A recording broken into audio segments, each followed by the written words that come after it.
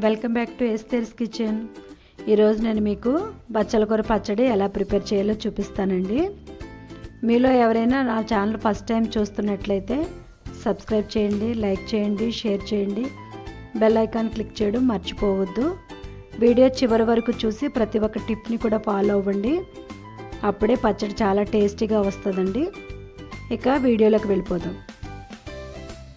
నేను 2 పెద్ద కట్టలు బచ్చల కూర తీసుకున్నానండి. దాన్ని ఇలా 2 సార్లు శుభ్రంగా కడుక్కొని ముక్కలుగా కట్ చేసుకున్నాను. ఇప్పుడు స్టవ్ మీద ఒక ప్యాన్ పెట్టుకుని దాంట్లో కొద్దిగా ఆయిల్ వేసుకుని దానిలో 2 స్పూన్లు ధనియాలు, 1/2 టీ స్పూన్ మెంతులు వేసి ఫ్రై చేసుకోవాలి. స్మెల్ మారే వరకు మంచి అరోమా వచ్చే వరకు ఫ్రై చేసుకోవాలండి. ఇలాగా చూసారు కదా, ఈ కలర్ రావాలి. ఇప్పుడు ఇందులో ఒక 4 పచ్చిమిరపకాయలు, ఒక 5 ఎండుమిరపకాయలు వేసి ఫ్రై చేసుకోవాలి. మీ స్పైసీకి తగ్గట్టుగా వేసుకోండి. మేము కారం ఎక్కువ తింటాం కనుక పచ్చిమిర్చి, ఎండుమిర్చి 2 వేసుకున్నాము. ఇప్పుడు ఫ్రై అయిపోయాయి కదా, వేరే ప్లేట్లోకి తీసేసుకుందామండి. ఇప్పుడు అదే ప్యాన్లో కొద్దిగా నూనె వేసుకుని ఒక పెద్ద టమాటాని ఇలా ముక్కలుగా కట్ చేసుకుని వేసుకోవాలి. చిన్నవైతే 2 టమాటాలు వేసుకోండి. మీలో ఎవరికైనా టమాటా ఇష్టం లేదు అనుకుంటే గాక అవాయిడ్ చేసి ఓన్లీ చింతపండే వాడచ్చు. కానీ టమాటా వేసుకుంటే టేస్ట్ చాలా డిఫరెంట్గా ఉంటుంది, బాగుంటుందండి. ఇప్పుడు అందులోనే కట్ చేసి పెట్టుకున్న బచ్చల కూర కూడా వేసుకోవాలి. ఇప్పుడు ఇవి 2 బాగా కలుపుకొని పచ్చివాసన పోయే వరకు బాగా మగ్గించుకోవాలండి. బచ్చల కూరలో కాడలు కూడా వేసేసుకోవచ్చండి, ఆకులే కాదు, లేతగా ఉంటే కాళ్ళు కూడా వేసుకోవచ్చు. ఇప్పుడు మూత పెట్టి మగ్గించుకుందాం. మూత తీసి చూద్దామండి. చూసారు కదా, రంగు మారి నూనె సెపరేట్ అయ్యి మగ్గింది కదా. ఒకసారి బాగా కలుపుకుని పక్కన పెట్టేసుకుని చల్లారే వరకు ఉండాలండి. బాగా చల్లారిన తర్వాత మిక్సీ పట్టుకోవాలి. ఇప్పుడు మనం ముందుగా వేపుకున్న ఎండుమిరపకాయలు, పచ్చిమిరపకాయలు అవి ఉన్నాయి కదా, అందులోకి ఒక 5 వెల్లుల్లిపాయలు, 1 స్పూన్ జీలకర్ర, కొద్దిగా చింతపండు అండి. ఎందుకంటే నేను టమాటా వేసుకున్నాను కనుక తక్కువ వేసుకుంటున్నాను.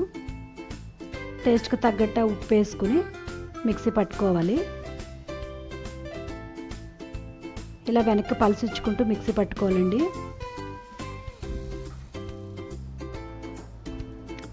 చూసారు కదా, ఇలా రావాలన్నమాట. ఇలా మిక్సీ పట్టుకోవాలి. ఇప్పుడు ఇందులో మనం మగ్గబెట్టుకున్నాం కదా బచ్చల కూర, టమాటా వేసేసి వెనక్కి పలసిచ్చుకుంటూ మళ్ళీ మిక్సీ పట్టుకోవాలి.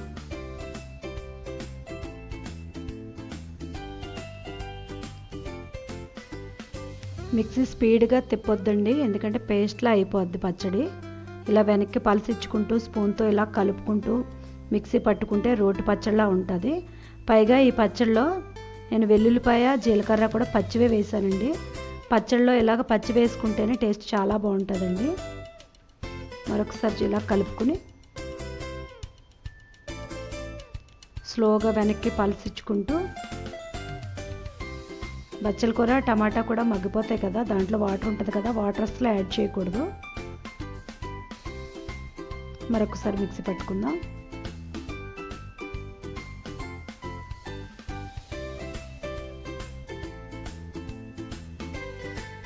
చూసారు కదా, ఇలా కచ్చబచ్చగా ఉంటేనే బాగుంటుందండి పచ్చడి. చూసారు కదా, ఇలా మిక్సీ పట్టుకోవాలి. ఇప్పుడు దీన్ని వేరే గిన్నెలోకి తీసేసుకుని తాలింపు పెట్టుకుందాం. నేను తాలింపుకి నువ్వుల నూనె వాడుతున్నానండి. మీ దగ్గర ఏ నూనె ఉంటే అవైలబుల్గా నూనె వాడచ్చు. నూనె వేడైన తర్వాత కొద్దిగా ఆవాలు, కొద్దిగా జీలకర్ర, 1 స్పూన్ మినపప్పు, 1 స్పూన్ పచ్చిశనగపప్పు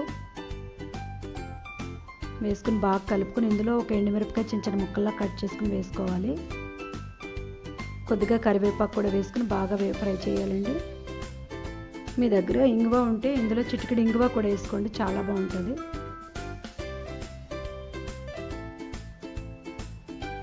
ఇప్పుడు ఈ తాలింపుని పచ్చడిలోకి ట్రాన్స్ఫర్ చేసుకుందాం.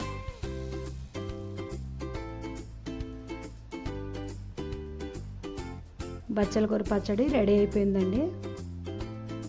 ఈ పచ్చడి వేడి వేడి అన్నంలోకి, ఇడ్లీల్లోకి, దోశల్లోకి చాలా బాగుంటుందండి. మీరందరూ కూడా తప్పకుండా ట్రై చేయండి.